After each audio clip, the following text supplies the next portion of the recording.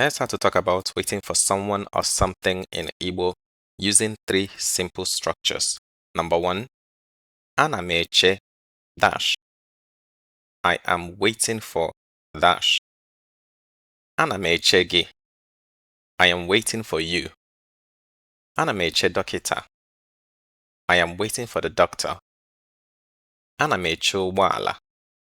I am waiting for a car, a bus, a taxi, a ride. 2. Ị na-eche dash. Are you waiting for dash? Ị na-eche m. Are you waiting for me? Ị na-eche dọkịta. Are you waiting for the doctor? Ị na-eche ụgbọala. Are you waiting for a bus? And our final phrase is onye ka ị na-eche. Who are you waiting for? Onye ka ị na-eche. And to answer this, we'll come back to number one. Ana m eche gị. Ana m eche dọkịta. Ana m eche ụgbọala. Quick question. If someone said to you, ewela iwe, ị na-eche nọọsụ? Excuse me, are you waiting for a nurse?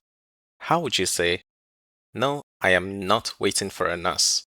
Leave in a comment, and as always, come back tomorrow for more.